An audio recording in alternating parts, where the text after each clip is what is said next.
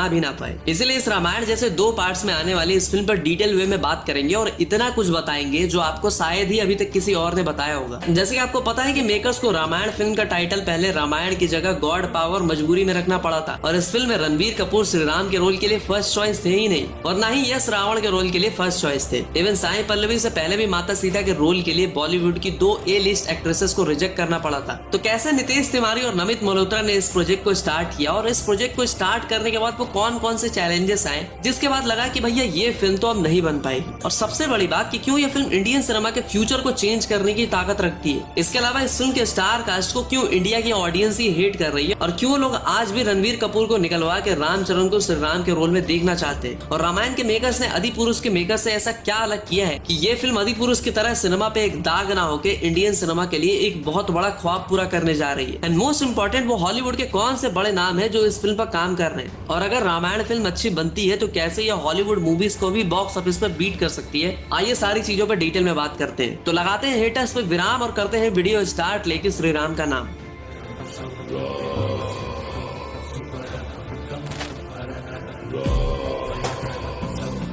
रामायण एक ऐसी फिल्म है जिसको इंडियन सिनेमा की अब तक की सबसे मोस्ट इंपॉर्टेंट फिल्म कहे तो कुछ गलत नहीं होगा। और वैसे तो रामायण के पार्ट 1 की शूटिंग कंप्लीट हो चुकी है और इस फिल्म के मेकर्स ने एक इंट्रोडक्शन वीडियो भी रिलीज कर दिया था। और इस इंट्रो वीडियो को देखने के बाद मैं यही कहूंगा कि ये फिल्म कोई हॉलीवुड फिल्म से कम नहीं लग रही। बट ये फिल्म ऐसे ही नहीं बन गई। इस फिल्म को बनाने के लिए इस फिल्म के मेकर्स को बहुत पापड़ बेलने पड़े, क्योंकि स्टार्टिंग में जब नीतीश तिवारी इस फिल्म को बनाने का ट्राई कर रहे थे तो शुरुआत के 3-4 साल में तो मुश्किल से इस फिल्म की कास्टिंग कंप्लीट हो पाई थी, क्योंकि नीतीश तिवारी ने स्टार्टिंग में श्रीराम का रोल महेश बाबू को ऑफर किया था और रावण का रोल ऋतिक को। इवन ऐसा भी बताया जाता है कि मेकर्स एक टाइम पे रावण के रोल के लिए प्रभास तक को कंसिडर कर रहे थे। और अगर बात करें कि महेश बाबू और ऋतिक ने इस फिल्म को क्यों छोड़ा, तो महेश बाबू को लेकर न्यूज ये थी कि उन्होंने राजा मौली के साथ फिल्म करने के लिए इस फिल्म को छोड़ दिया। वहीं ऋतिक की अगर बात करें तो उन्हें लगा कि लोग उनको नेगेटिव रोल में पसंद ही नहीं करेंगे और बात कहीं ना कहीं सही भी है। अब अगर माँ सीता के रोल की बात करें तो ये रोल भी साई पल्लवी से पहले बॉलीवुड की ही 2 ए लिस्ट एक्ट्रेसेस दीपिका और आलिया को ऑफर हुआ था। बट इस प्रोजेक्ट के बार पोस्टपोन होने की वजह से दोनों ने ही इस फिल्म से टाटा बाय बाय बोल दिया।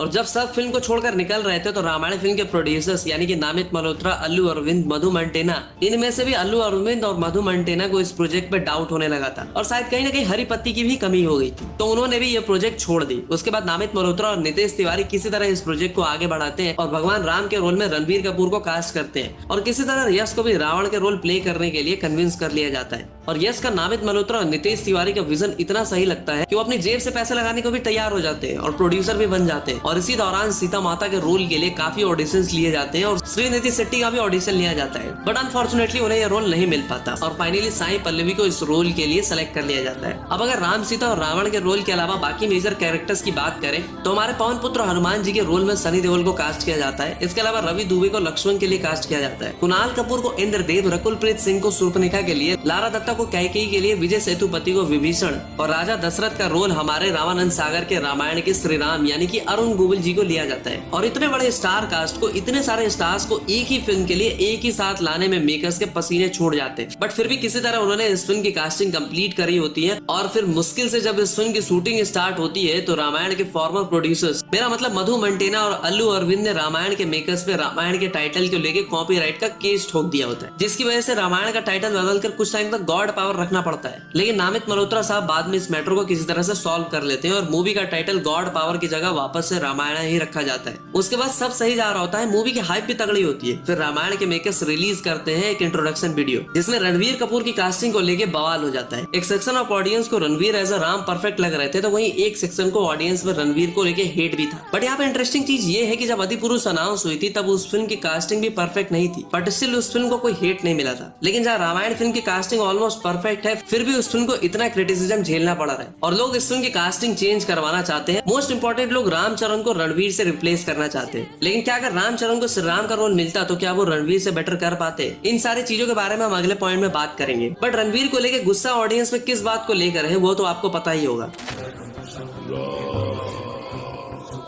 अब देखो आदिपुरुष फिल्म तो आपको याद ही होगी, जिसकी कास्टिंग बिल्कुल भी परफेक्ट नहीं थी, बट स्टिल उस फिल्म के लिए अनाउंसमेंट के टाइम पे न प्रभास को कोई हेट फेस करना पड़ा था न बाकी कास्ट मेंबर्स को। बट जब रामायण फिल्म अनाउंस होती है तो लोगों को पता लगता है कि इस फिल्म में रणवीर कपूर को श्रीराम और साई पल्लवी को एज माता सीता कास्ट किया गया है, तो लोग ये देख के ऑफेंड हो जाते हैं और फिल्म के कास्ट के अगेंस्ट पब्लिक में काफी ज्यादा हेट देखने को मिलता है। बात करें रणवीर कपूर और साई पल्लवी को लेके कि इन्हें इतना ज्यादा हेट क्यों मिलता है, तो इसका रीजन ये है कि इन दोनों ने ही पास में कुछ ऐसे कांड किए हैं, ऐसे ऐसे स्टेटमेंट दिए जिसकी वजह से लोगों को लगता है कि ये दोनों रामायण जैसे प्योर एंड डिवोशनल प्रोजेक्ट में कास्ट ही नहीं होने चाहिए। तो अगर हम उन कंट्रोवर्शियल स्टेटमेंट की बात करें तो आज से 10-12 साल पहले रणवीर कपूर एक इंटरव्यू में बोलते हैं कि he is a big beef guy. अब ये बात कोई नहीं जानता कि वो बफेलो मीट था या फिर काउ मीट, लेकिन कॉमन पब्लिक की नजर में रणवीर को लेकर लोगों में एक नेगेटिव इमेज बन जाती है। और बेशक अभी उन्होंने ड्रिंकिंग और नॉनवेज छोड़ दी रामायण की प्रिपरेशन के लिए, लेकिन एक बार जब नेगेटिव इमेज बन जाती है तो फिर उसको सही करने के लिए सालों निकल जाते हैं। वहीं दूसरी तरफ साई पल्लवी ने भी एक इंटरव्यू में ऐसा बोल दिया था कि पाकिस्तानी लोगों के लिए इंडियन आर्मी टेररिस्ट है एंड इंडियन आर्मी और पाकिस्तानी आर्मी में कोई फर्क नहीं।